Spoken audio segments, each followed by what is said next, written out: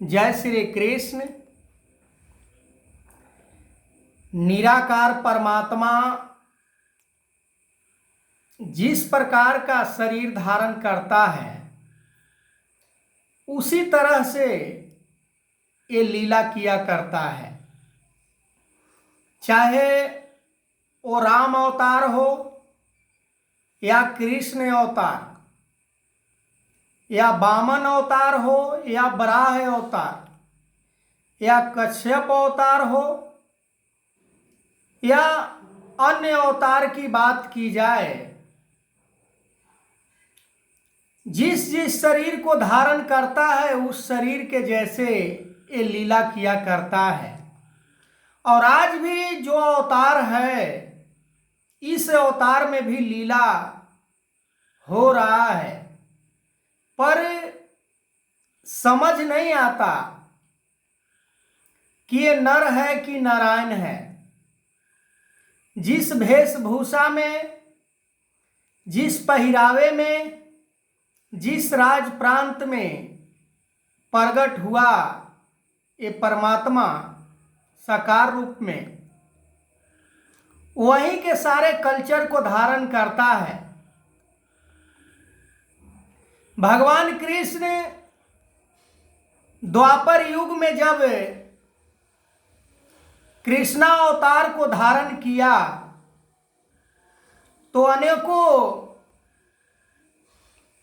आसुरी प्रवृत्ति वाले, राक्षस प्रवृत्ति वाले को उन्होंने समाप्त किया।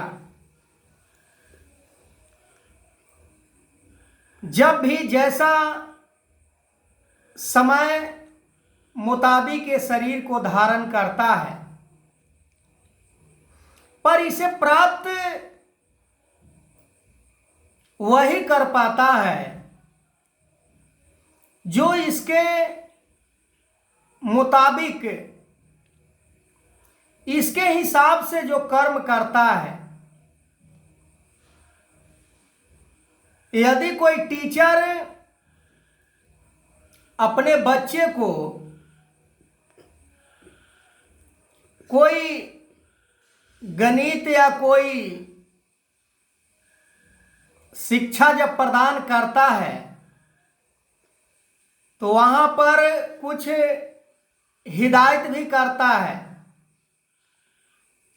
कि इस तरह से, इस तरह करने पर ये तुम्हें समझ में आ जाएगा। जिसे परमात्मा की प्राप्ति की भूख होती है उसे तो कुछ भी परमात्मा कहे कि ये तुम्हें परमात्मा के बदले में देना पड़ेगा, तभी परमात्मा की प्राप्ति हो सकती है। तो जिसको भूख होता है, ऐसे आसानी अगर सरल भाषा में हम समझें कि किसी व्यक्ति को यदि पेट का भूख लगा हो और उसके पास भोजन आया हो तो ना नहीं बोल सकता है, क्योंकि उसको भूख लगा है, वो भोजन को करेगा।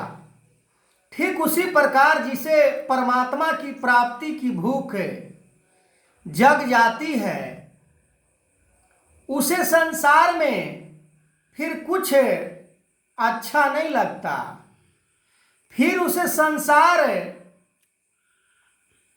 वास्तविक नहीं दिखता। वो स्वप्न के जैसे ही संसार को समझता है,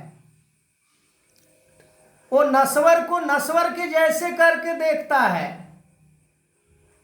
परिवर्तन होने वाले चीज को परिवर्तन होते हुए देखता है, मिट जाने वाले वस्तु को मिट जाने वाला जैसा देखता है।